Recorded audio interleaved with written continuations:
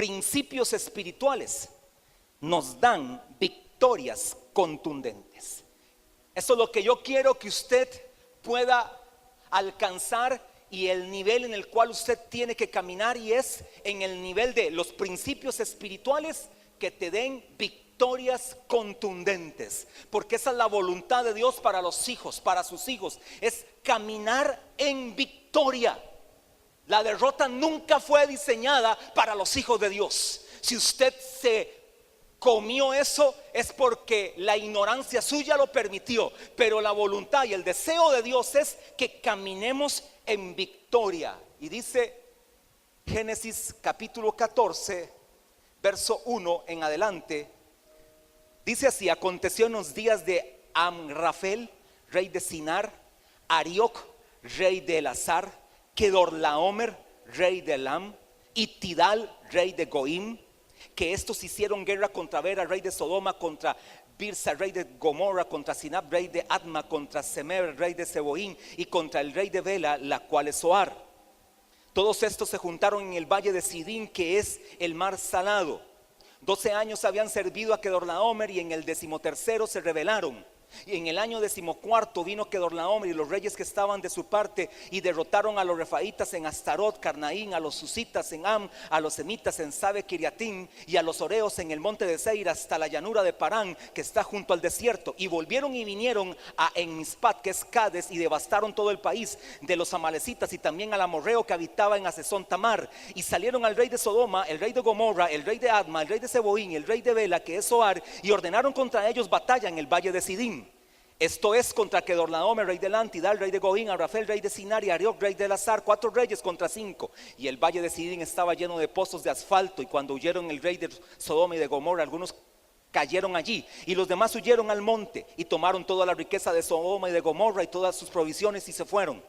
Tomaron también a Lot, hijo del hermano de Abraham, es decir, Lot es sobrino de Abraham, que moraba en Sodoma, y sus bienes, y se fueron. Y vino uno de los que escaparon y lo anunció a Abraham, el hebreo que habitaba en el Sinar de Mamre, y el amorreo, el hermano de Escol y hermano de Aner, los cuales eran aliados de Abraham. Oyó Abraham que su pariente estaba prisionero, y armó sus criados, los nacidos en su casa, 318, y los siguió hasta Dan, y cayó sobre ellos de noche, él y sus siervos, y los atacó, y les fue siguiendo hasta Oba, al norte de Damasco, y recobró todos los bienes, y también a Lot su pariente y sus bienes, y a las mujeres y demás gente. Y cuando volvía de la derrota de Kedorlaomer y de los reyes que con él estaban, salió el rey de Sodoma a recibirlo al valle de Sabe, que es el valle del rey. Entonces Melquisedec, rey de Salem y sacerdote del Dios Altísimo, sacó pan y vino y le bendijo diciendo: bendito sea Abraham del Dios Altísimo, creador de los cielos y de la tierra, y bendito sea el Dios Altísimo que entregó tus enemigos en tu mano. Y le dio a Abraham los diezmos de todo. Hasta ahí 20 versos. Principios espirituales nos dan victorias contundentes.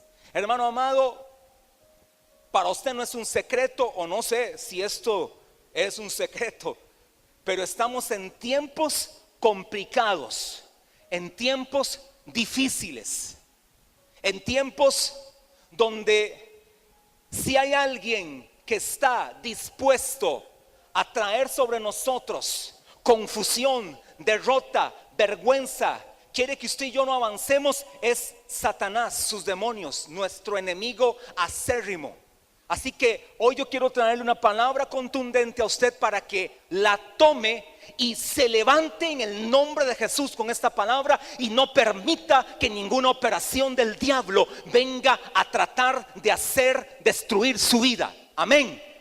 Y cuando no me incluyo es porque, hermano, yo ya lo estoy tomando, yo ya lo estoy haciendo. Es decir, esto es para todos nosotros. Y es que en la teoría, en la buena teoría, usted está en victoria.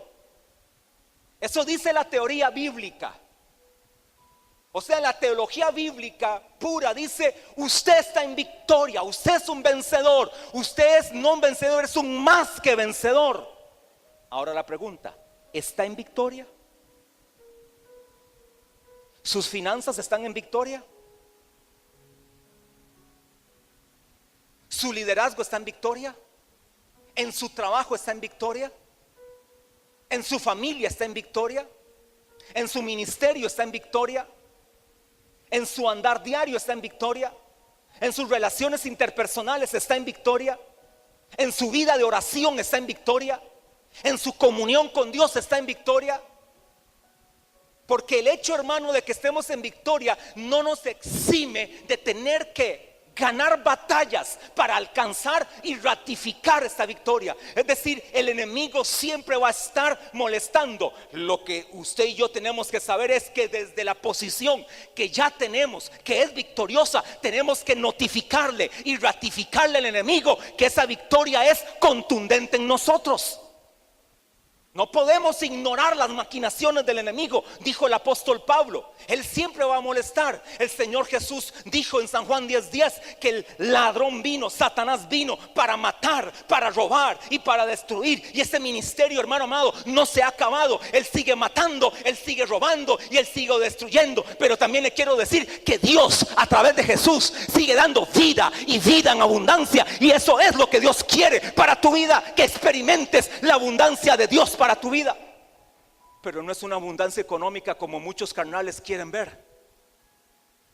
Muchos creen que la abundancia, cuando dice que me da vida y vida en abundancia, es plata, es dinero, es solvencia económica, es libertad financiera. Pareciera que la Biblia, o pareciera que solo de eso se trata la vida. Si usted está bien económicamente, todo anda bien. Usted le puede preguntar a cualquier hombre desanimado, y una de las grandes razones por las cuales anda desanimado es porque está mal financieramente. Y usted lo ve cabizbajo, usted lo ve confesando derrota, usted lo ve en la casa creando mal ambiente, usted lo ve quejándose, y es por una razón, porque está mal financieramente. Pero hermano amado, la vida en abundancia, esta es solamente una de las pocas cosas que Dios te puede dar, porque es más lo grande que tiene para ti en tu vida en abundancia que la parte financiera. La parte financiera es lo poco apenas. Es muy poco lo financiero para lo grande que Dios quiere darte. La parte financiera pudiera representar el 5% de tu vida. El 95% de la vida en abundancia que Dios quiere darte es en gran manera para nosotros. Pero pensamos solamente en esto. Vida en abundancia, tengo casa. Hoy la gente se afana y los matrimonios andan afanados, o los que se van a casar, si tengo casa propia. Y usted los ve, ojalá, hermano amado, yo me alegro, como casos acá en la iglesia que se han casado y de una vez van con su casa propia. Yo le digo, me alegro, te bendigo 1000 veces, para yo lograr lo que tú lograste. A mí me costó exactamente 20 años. Es decir, Dios en este tiempo más bien acelera los tiempos. Antes, escuche, en aquella época que de repente era hasta más fácil, no pudimos lograrlo. Y yo no me afané, yo no andaba turbado, yo no andaba triste, yo andaba gozoso. Siempre pagué 20 años. Cuando alguno dice, pastor, ¿y cuántas casas pagó en 20 años? Por lo menos una. Por lo menos una casa pagué. ¿Y qué? No tuve donde vivir.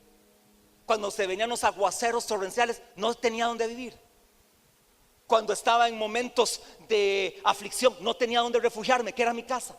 Y ahí estaban mi esposa y ahí estaban mis hijos, que son los máximos pilares para la fortaleza en el ministerio. Pero hoy casi que todo lo supeditamos al área financiera. Hermano amado, te quiero decir que la vida en abundancia que Dios te quiere dar es más allá que solamente una vida financiera abundante. Claro, estoy en contra de la abundancia financiera, para nada. Me alegro cuando veo gente financieramente próspera.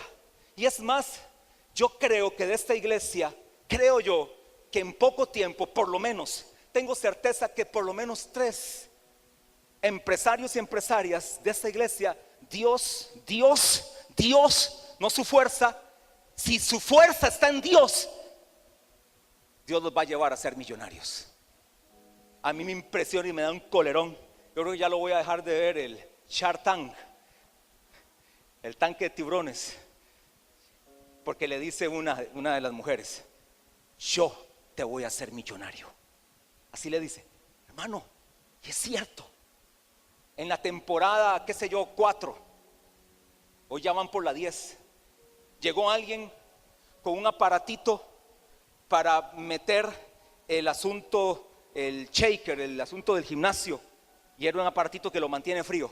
Y le dijo, por cierto, es el actual pareja de Jennifer López, o no sé si ya no es, uno que es beisbolista o fue beisbolista, el que tuvo todos los récords sabidos y por haber.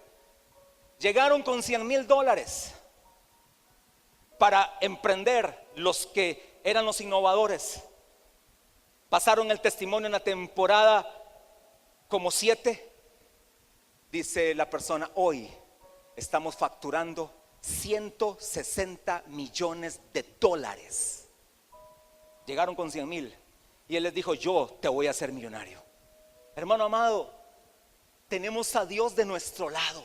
Y yo sé que Dios te puede bendecir. Y por lo menos tengo la certeza de que aquí algunos, por lo menos 3, Dios los va a bendecir tanto que van a ser tan prósperos, tan bendecidos, que podrán darle trabajo a otros, que podrán ser de bendición para otros, y sobre todo serán bendición para el reino de Dios. Es decir, yo creo totalmente eso, pero no es lo único que aquí se predica. Es más, es de lo que menos se predica acá. Se motiva simplemente a que usted sea obediente a algo que la palabra dice y punto, nada más. De ahí ya no se comparte más. Pero qué alegría es ver cuando gente puede ser bendecida, cuando gente es ascendida a un puesto, que pasa de un puesto donde ganaba 500,000 colones, ahora lo ascienden a ganar 1,000,000 de colones. ¿Cuántos quieren esos ascensos? Donde les duplican su entrada financiera. Ganaba 350 y ahora va a ganar 750,000 colones. Ganaba 1,000,000, ahora va a ganar 2,000,000. ¿Cuántos dicen amén? Ven, esta iglesia ni se alegra por eso, porque para ellos eso es carnal. Eso de la plata es muy carnal. Esta es una iglesia muy espiritual. Es muy espiritual, por eso lo financiero ni les alegra. Pero cuando yo les digo que la gloria de Dios será sobre sus vidas y la gloria brillará y ustedes serán luz, de tal manera que la gente les pedirá consejo, eso sí nos emociona. Y lo otro también. Pero nos alegra que el paquete esté completo y bien equilibrado. Amén. Ahora, hermano, el hecho de que estemos en victoria y ser un pueblo, les dije en el mes de enero que fuimos concebidos con mentalidad de victoria, porque el que nos concibió es un victorioso. Eso es irrefutable. Pero también tengo que decirles que las situaciones y problemas y momentos difíciles pueden venir a tu vida, y eso no te hace un carnal, eso no te hace un no espiritual, eso te hace un vencedor, porque le vas a demostrar al enemigo que tiene los argumentos para caminar y permanecer en la victoria que ya tienes en Cristo Jesús. Amén, amén. Mira, hermano, la nación más poderosa, sin embargo, tiene enemigos acérrimos. No sé, Estados Unidos, o un ejército sumamente poderoso. China, más de 100 millones de soldados listos para cuando les digan van a pelear, se levantan. 100 millones es cualquier cosilla. ¿Sabe por qué? Porque son 1,700 millones de habitantes. Es más, creo que ya puede andar en 200 millones el ejército chino. Tal vez alguien puede buscar ahí en Google. Para eso sí sirve Google. Tienen victoria ya garantizada, pero tienen que ratificarla. La tienen que ratificar. Estados Unidos lo tiene que ratificar, y se le levanta quien se le levante, pero tienen que ratificar que están en victoria o que son poderosos. Igualmente usted y yo, como hijos de Dios, tenemos que notificarle al enemigo que estamos en victoria. Vea lo que dice la Biblia, verso 1 otra vez. Aconteció en los días de Amrafel, rey de Sinar, Arioc, rey de Lazar, y Kedorlaomer, rey de Elam, y Tidal, rey de Goim. 4 reyes, que estos hicieron guerra. Siempre, hermano amado, vamos a tener al enemigo haciéndonos la guerra. Y las circunstancias de la vida, las que pueden venir, te van a hacer la guerra. Van a haber momentos de guerra, y tienes que entonces pararte en quién eres en Cristo y poder disfrutar esa victoria. Pero tienes que pararte firme en lo que Dios ha dicho acerca de ti. Esta palabra Amrafel, no le voy a dar aquí hebreo porque podemos perder mucho tiempo ahora en eso. Amrafel significa confusión. Oiga, el primer enemigo que se levanta, porque estos 4 enemigos apresaron a Lot, tipo del pueblo de Dios. Pero oiga, hermano, Lot es tipo del pueblo de Dios que vive en un estado espiritual mediocre. Ese es aquel que sus tiendas las puso junto a Sodoma y Gomorra, y por eso vinieron los enemigos y a Lot también lo apresaron, porque él estaba muy cerca de la mundanalidad, muy cerca del pecado, muy cerca de la vida vana, muy cerca de la mediocridad, muy cerca de la insensibilidad, muy cerca de la superficialidad, y por eso era fácilmente presa del enemigo, porque estaba en la pura frontera de Sodoma y Gomorra, y por eso fue preso. A diferencia de Abraham, hombre que representa la iglesia madura, la iglesia vencedora, la iglesia contundente, la iglesia que se para firme contra las puertas del infierno y las hace retroceder. Ese es Abraham. Ahora te pregunto, ¿de dónde eres tú? ¿De tipo Abraham o tipo Lot? ¿En qué grupo estás? ¿En los Abraham o en los Lot? Los Lot representan los que critican, los que llevan la contraria, los insensibles, los carnales, los superficiales. Los Abraham representan los comprometidos, los que oran, los que se levantan, los que van en pos de la victoria. Los Abraham dicen quiénes son en Cristo. Los Abraham se hacen amigos de Dios. Es el único que la Biblia menciona que era amigo de Dios. Después Jesús mencionó y dijo: yo seré amigo de ustedes, de la iglesia. Pero Abraham, Dios mismo, es que no es ni Abraham el que le dice: Señor, tú eres mi amigo. No, Dios le dice: Abraham, mi amigo. Eso es como que, voy a hacer una comparación ridícula, voy a tirarme al piso, me voy a rebajar. Eso es como que diga Keylor Navas: Diego, vos sos mi amigo. Dice que son compas. Oiga, que Keylor Navas diga que es amigo de alguno de nosotros, eso se ve algo grandísimo. El 3 Champions League, el campeonato este, el campeonato de lo otro, el que 5 años en el Real Madrid, el que hizo esto, el que alcanzó acá, es mi amigo.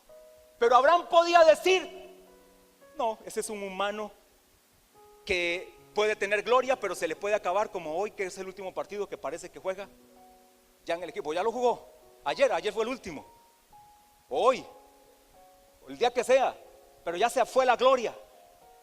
Pero usted y yo tenemos la gloria permanente, porque somos amigos de Dios. Amigos de Dios. Este Amrafel representa la confusión, hermano amado. Si algo el enemigo quiere traer a tu vida para que te desalinees al propósito de Dios, es confundirte. Primera de Corintios 14:33, usted lo busca en casa o lo ve en la pantalla. Dios no es Dios de confusión, sino Dios de paz. Ese es el Dios que usted tiene. Usted tiene un Dios de paz, no un Dios de confusión. El enemigo tratará de confundirte, tratará de hacerte la zancadilla, tratará de hacerte una trampa para que tú abortes el proceso, para que tú desertes en el propósito de Dios y de repente hasta puedas caer en una apostasía espiritual. No lo permitas, porque Dios no es Dios de confusión. Uy, hermano, a mí hay gente que se me acerca, o a veces se me acerca y me dice: pastor, es que estoy confundido. ¿Cómo confundido? Confundido está el diablo. El diablo sí está confundido, no sabe ni quién es, no sabe ni para qué está. Es más, no sabe que le espera una gran derrota. Ese sí está confundido. Pero usted no puede estar confundido. Usted está cuerdo en Dios. Sus pensamientos, su espíritu, su alma están irreprensibles para Dios. Deje toda confusión y viva en el plan de Dios, que es la paz. Dios es un Dios de paz. Este va a venir a tratar de estropearte en el camino y en el plan y propósito de Dios. Primera de Corintios 14:33. Ahí usted lo lee en casa. Número 2, Arioc. Arioc significa semejante, imitador. Este es un imitador, este es un semejante. Es que Satanás no tiene nada de original, hermano amado. Siempre ha sido un imitador y siempre lo será, y hasta el fin lo será. Dios se manifiesta como un Dios en tres personas. Satanás se va a manifestar en el último tiempo como también una trinidad, la trinidad satánica. Satanás, el falso profeta y la bestia. Igual quiere imitar. Por eso primera de Pedro, anótelo ahí, lo lee en casa. Primera de Pedro 5:8 dice que él es como ¿qué? Hermano amado, aquí está nuestra derrota. ¿Sabe dónde está la derrota? En la ignorancia de la palabra. En la medida que ignores la palabra, en esa medida serás derrotado. En la medida que domines la palabra, en esa medida tendrás victoria. Como león rugiente. Porque él no puede ser león. Él no tiene el ADN de león. El ADN de león lo tiene la iglesia, porque Jesús es el león de la tribu de Judá. Él es el vencedor y el ganador. Él entonces quiere imitar a Jesús. Y como anda como león rugiente, viendo a quién devorar, y usted entonces en la ignorancia de la palabra se lo están devorando. Vuelvo a ver al que está al lado suyo, pregúntele: ¿te están devorando? Vuélvalo a ver si tiene cara de devorado. Hay un pasaje por ahí que no les quiero recordar porque es una mala palabra para la iglesia cristiana. Malaquías 3. Ese es el libro maldito de la iglesia, Malaquías. ¿Sabía usted? No lo quieren ni leer, pero dice: el devorador, lo que devora el devorador. ¿Estará el devorador trayendo situaciones difíciles a tu casa, difíciles a tu vida personal, difíciles en tu trabajo, difíciles en tu vida de salud? El devorador está teniendo autoridad. Y escucha, hermano amado, Satanás no va a operar más allá de la autoridad que tú le des. Él no va a operar más allá de la autoridad que usted le dé. ¿Y sabe cuál es la autoridad que usted le da? La ignorancia de la palabra. Dime cuál es tu ignorancia y te diré cuál es la autoridad que Satanás tiene sobre tu vida. Porque Él es el príncipe de la potestad del aire, hermano. No lo podemos evitar. Está escrito, es la palabra, no estoy inventando nada. Dios está en el tercer cielo, Él gobierna en el tercer cielo. Él es rey en el tercer cielo. Él es señor de señores en el tercer cielo. Pero en el segundo cielo opera el príncipe de la potestad del aire. Y el príncipe de la potestad del aire está trayendo confusión, está trayendo ruina, está trayendo imitación para hacerte caer. No puedes caer en la trampa de la imitación del diablo. No dejes que la imitación del diablo te traiga a ti caos o ruina. Este es el segundo enemigo que se le presentó a este pueblo, que eran 5 reyes, 4 contra 5, y estos 4 trajeron esto. Es un imitador, es uno semejante. Kedorlaomer, servidor de Dios. Aleluya. Pastor, yo soy de esos. Póngame ahí: yo soy espíritu de Kedorlaomer. ¿Cuántos dicen: yo soy de Kedorlaomer, servidor de Dios? Pero antes de que diga amén, le digo más: falsa espiritualidad.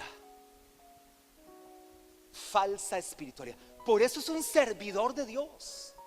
Parece que sirve a Dios, pero es un falso espiritual.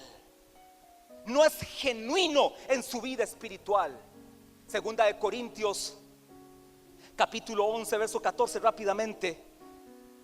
Vamos a ver si llego primero que la pantalla. Ahí está, llegó primero. Y no es maravilla porque el mismo Satanás se disfraza como ángel de luz. Cuídese y cuidémonos de aquellos que se disfrazan como ángeles. Usted los ve como ángeles. Y la muchacha ve al muchacho y dice: este es un ángel de Dios. ¿Qué ángel, pastor, me dio Dios de novio? Ojalá que no sea Satanás disfrazado de ángel. Que no le pase lo que le pasó a aquel joven que vio una muchacha 90, 60, 90, algo espectacular, con vestido rojo.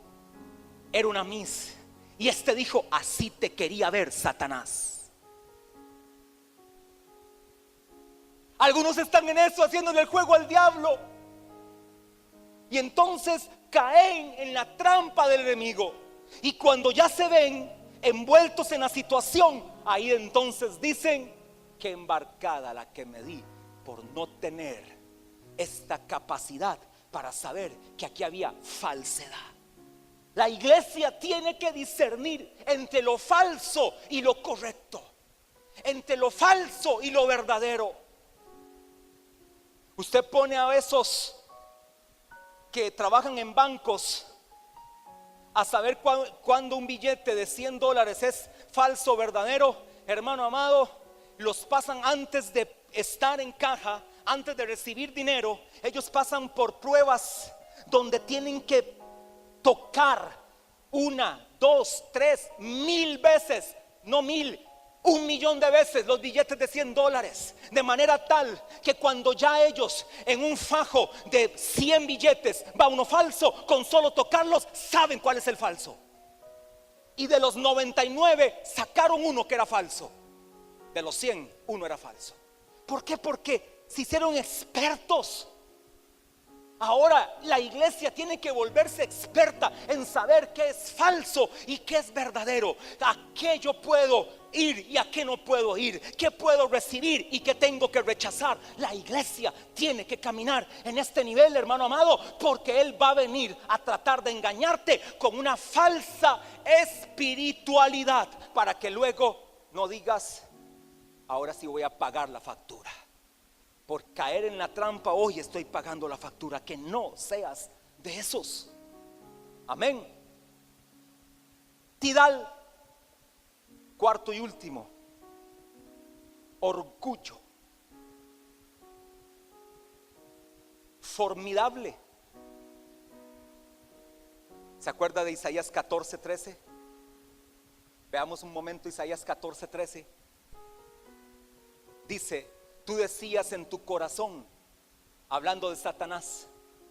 No le voy a demostrar que Isaías 14 se refiere al diablo, nada más acéptelo, es así, punto. Porque si no me tendría que llevar toda la reunión hablando de eso. Igual Ezequiel 28: tú decías en tu corazón, subiré al cielo en lo alto, junto a las estrellas de Dios levantaré mi trono, y en el monte del testimonio me sentaré, a los lados del norte, sobre las alturas de las nubes subiré, y seré semejante al Altísimo. Ahí estuvo su peor caída. Esto demuestra que, por cierto, el ambiente no te garantiza pecar o no pecar, porque Satanás estaba en el mejor ambiente. ¿Sabe dónde pecó? En el cielo. ¿A dónde pecó Satanás? En el cielo. La mayor rebelión que ha existido en la historia se llevó en el cielo. O sea que usted dice: pastor, es que yo necesito meterme y estar ojalá en un trabajo cristiano o en una oficina con gente cristiana. No, hermano, no se embarque, es peor. Es peor. Mejor no. Trabaje en lo secular para que ahí sea testimonio y para que ahí levante el nombre del Señor como un verdadero cristiano, y la gente pueda decir: este tiene la imagen de Dios, yo puedo ser como este. Es mejor así. Es mejor así. Pero este Satanás quiso ser semejante al Altísimo, cometió el peor error de su vida. Fue retirado del cielo y por eso fue mandado al segundo cielo, y desde ahí gobierna derrotado. Desde ahí gobierna derrotado. Y oiga todo lo que hace: confunde las naciones, ha destruido reinos. Isaías 14 más adelante sigue diciendo: por la multitud de tus contrataciones. Es decir, tantas cosas que se hacen totalmente patrocinadas por Satanás. Los ángeles caídos, que la Biblia dice, hermano, no son más ni menos que demonios que han hecho destrucción en la tierra. Lo que la gente hoy llama ovnis y objetos voladores y esto, hermano, no son ni más ni menos que ángeles caídos que gobiernan en las regiones celestes. Son estos. Y por lo tanto están para engañar, para seducir, para ir al error. Porque entonces hay tanta insistencia en aprobar leyes anti Dios, leyes pro aborto, leyes pro matrimonio con este y con el otro? ¿Y por qué más bien el mundo se vuelca a favorecerlos? Y pareciera que el mal está sobre el bien por una razón sencilla: porque tienen un patrocinio ni más ni menos que por el príncipe de la potestad del aire. Porque él es un falso, él es un imitador, él es uno que confunde. Y en este caso, lo que lo promueve es el orgullo en el cual vive. Por eso primera de Pedro capítulo 5 verso 6 dice que Dios resiste a los soberbios, y más bien Él bendice a los humildes. ¿Vamos bien por ahí? Esta era la introducción al tema. Ahora sí vamos a ir al tema. Eran los 4 enemigos que usted y yo tenemos que destruir. Ahora salte hasta el verso 14. No solamente le dije los enemigos, estos son solamente 4, que yo creo que son 4 que el panorama es muy amplio, y usted y yo tenemos que estar firmes contra las obras del enemigo. Oyó Abraham. ¿Está ahí? 14:14. Oiga, hermano, es que qué nivel. Solo oyó. Usted y yo oímos de algo y nos resbala. Que se muera. Qué rico que le pasó. Oyó. Era lo que iba a pasarle. Qué bueno. No, este Abraham es diferente. Oyó. Abraham representa a la iglesia madura, que su pariente estaba prisionero. ¿Cuánta gente, hermano, usted y yo sabemos que están prisioneras? Prisioneras de las obras de Satanás, prisioneras de las tinieblas, prisioneras de sus errores, prisioneras de su rebeldía, prisioneras de sus malas obras. Lo sabemos, lo oímos y no hacemos nada. ¿Sabe qué es la primer arma que tenemos para destruir a nuestros enemigos? La sensibilidad y el discernimiento espiritual. Sensibilidad y discernimiento espiritual le hace falta y nos hace falta a la iglesia para poder ir en contra de nuestros enemigos. No solamente sea un espectador, no solamente sea: me está yendo mal, las finanzas están peor, se me está enfermando la familia, estoy siempre con esa situación, siempre me pasa lo mismo, no avanzo. No, hermano amado, hoy Dios te abre los ojos para que despiertes y seas sensible y tengas discernimiento espiritual al estilo Jesús. Me impresiona la sensibilidad de Jesús demostrada en Mateo 9, no lo busque. Mateo 9:36 dice: y al ver las multitudes tuvo compasión de ellas, porque estaban desamparadas y dispersas como ovejas que no tienen pastor. ¿Sabe por qué, hermano, digo el ejemplo de Jesús? Porque la sensibilidad y el discernimiento espiritual te hacen hacer algo, no te paralizan. La sensibilidad te activa, la insensibilidad te detiene y te paraliza, como la mujer de Lot. En cambio, cuando tú eres sensible y tienes discernimiento, te activas y algo vas a hacer, como hizo Abraham. Sensibilidad espiritual es lo primero que Dios nos llama a tener para ir en contra de todo enemigo. Es decir, hermano amado, no podemos ver que el mundo se está perdiendo y no hacer nada. No podemos ver que estamos viendo a la familia perderse y no hacemos nada. No podemos ver que algo está aconteciendo en esta nación y no vamos a hacer nada. Lo mínimo que podemos hacer como iglesia, lo mínimo que Dios nos demanda, lo mínimo que Dios nos pide es orar. Es lo mínimo que usted y yo podemos hacer, orar. Ahora me pregunto, usted tal vez se pregunta y dice: pastor, pero el tema de oración es un tema tan trillado en la iglesia. De repente es el tema más trillado, la oración. El tema que de repente más se habla, pero es el que menos se practica.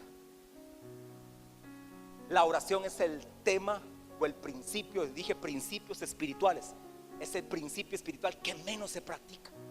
¿Cuánto oras? ¿Cuánto oras por tu empresa? ¿Cuánto oras por tus hijos? ¿Cuánto oras por tu nación? ¿Cuánto oras por tu trabajo? ¿Cuánto oras por puertas que se te abran? ¿Cuánto oras por nuevas oportunidades? ¿Cuánto oras por tus clientes? ¿Cuánto oras por tus vecinos? ¿Cuánto oras por tus compañeros? ¿Cuánto oras por la célula que tienes? ¿Cuánto oras por el ministerio en el que estás? ¿Cuánto oras por el jefe que tienes? ¿Cuánto oras por los compañeros que tienes? ¿Cuánto orar? Y es que, hermano, la oración es hiper mega poderosa. Efesios 3:20, miren lo que dice Efesios 3:20. Se los compartía en una reunión de equipo que tuvimos. Efesios 3:20 dice: y aquel que es poderoso, primero nos dice: este soy yo.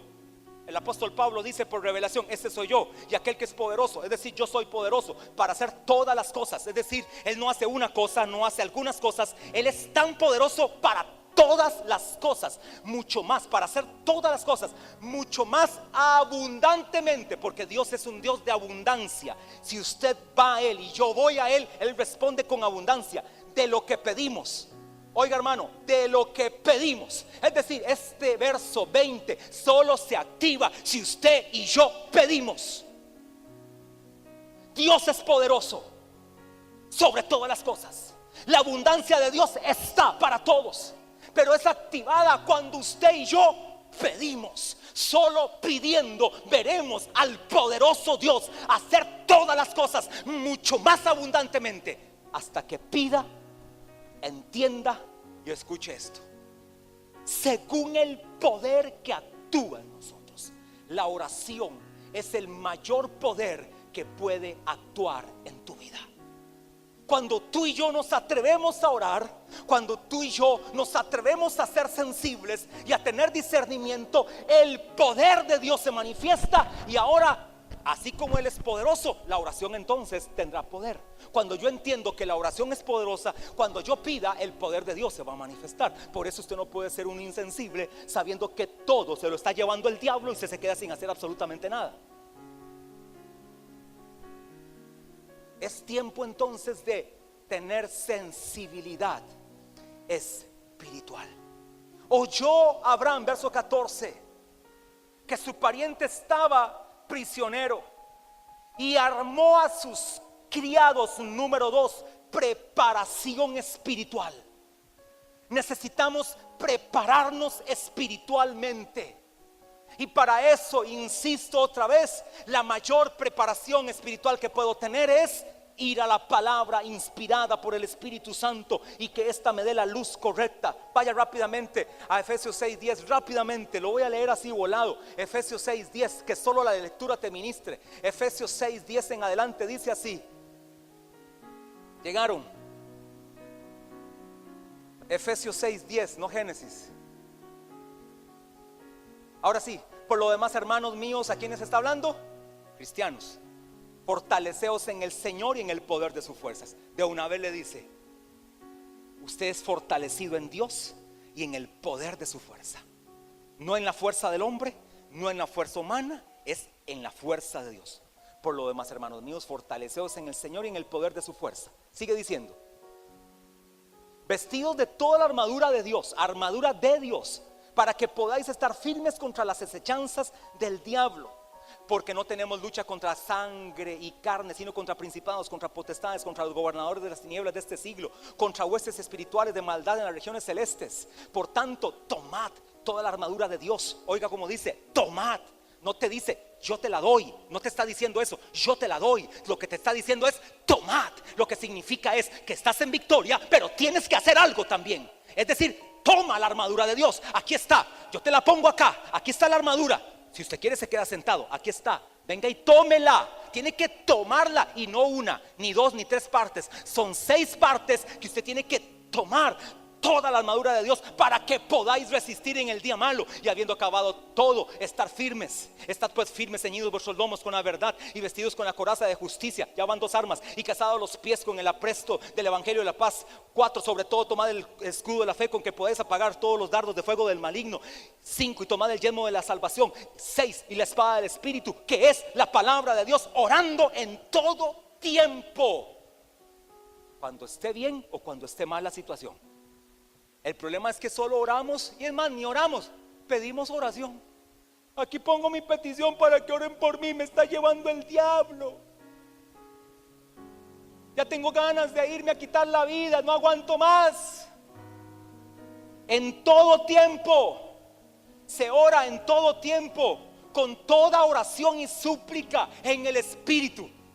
Esta es la oración más poderosa, la oración que se hace en el Espíritu, y velando en ello con toda perseverancia y súplica por todos los santos.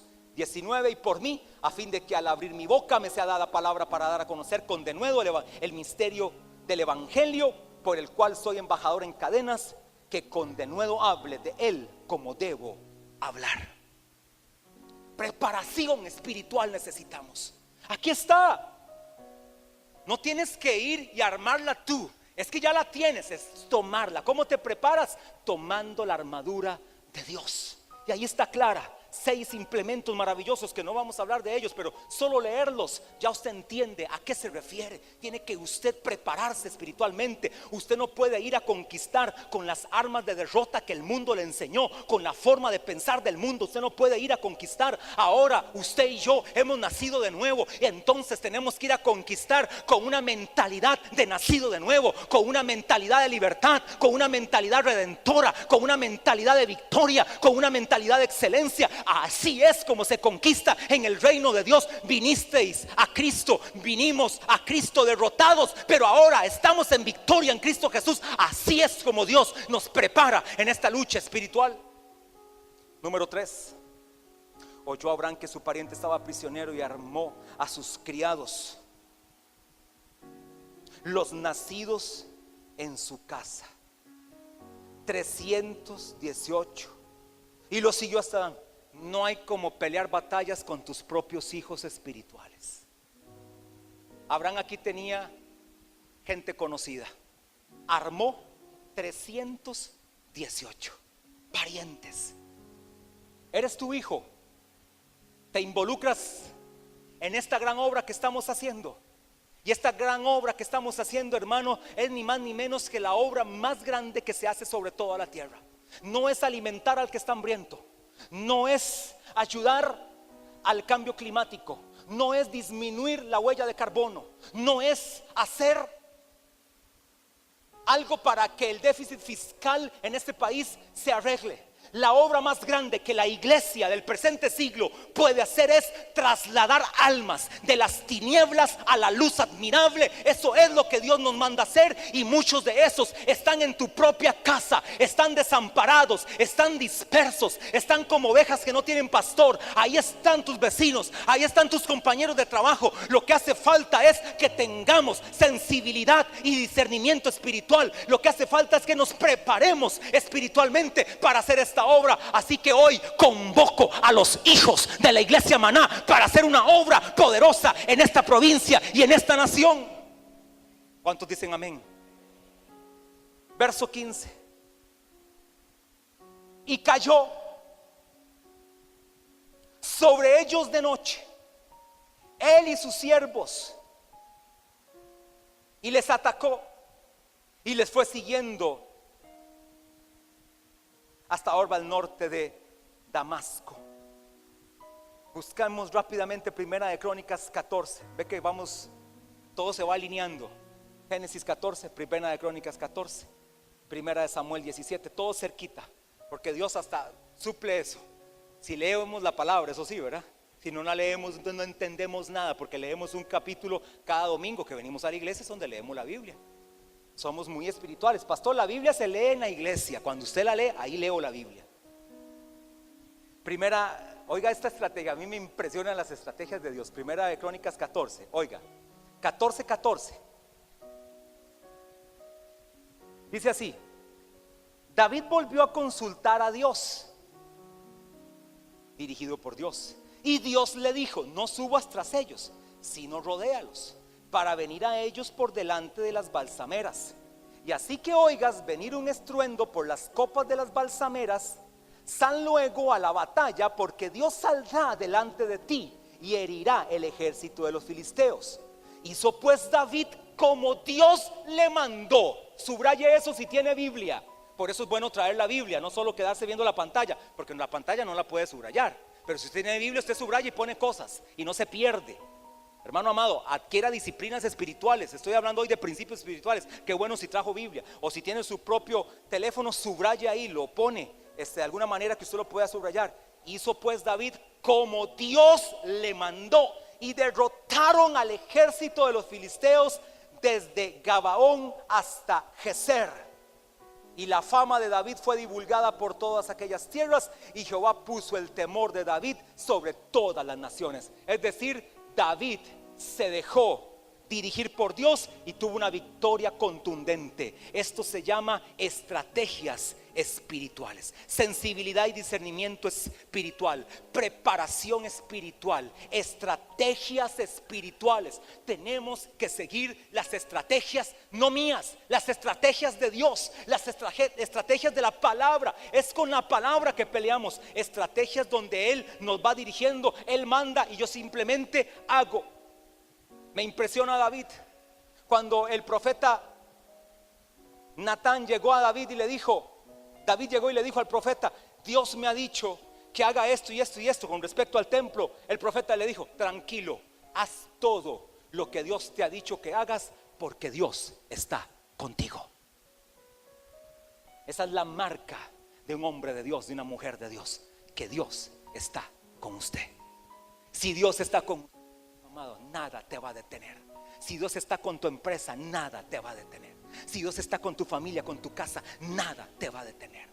He subrayado en la Biblia todas las veces que la Biblia menciona, y Dios estaba con David, y Dios estaba con José, y Dios estaba con Daniel, y Dios estaba con Moisés, y Dios estaba con Josué, y Dios estaba con Abraham, y Dios estaba con Samuel, y Dios estaba con impresionante. Todos estos que hablan de que Dios estaba con ellos alcanzaron las victorias más contundentes que puede ver uno en la Biblia. Por eso principios espirituales te dan victorias contundentes. Y ya para ir terminando, verso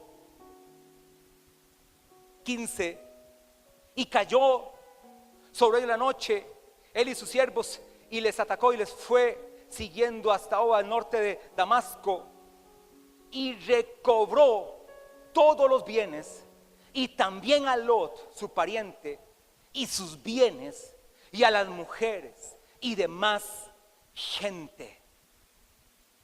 Resultados espirituales en esta batalla que tenemos, porque nuestra lucha no es contra carne ni sangre, sino contra principados y potestades. Es decir, es una batalla constante. Tienes que tener resultados espirituales. La oración o la guerra espiritual, como algunos la llaman, guerra espiritual, oración, lucha espiritual, como usted quiera llamarla, no es quien grita más, no es quien queda ronco. Pareciera que esa fue la guerra espiritual que enseñaron algunos. Es quien grita más, quien reprende más fuerte, quien asusta más, quien cambia más la voz. ¡Te reprendo, Satanás!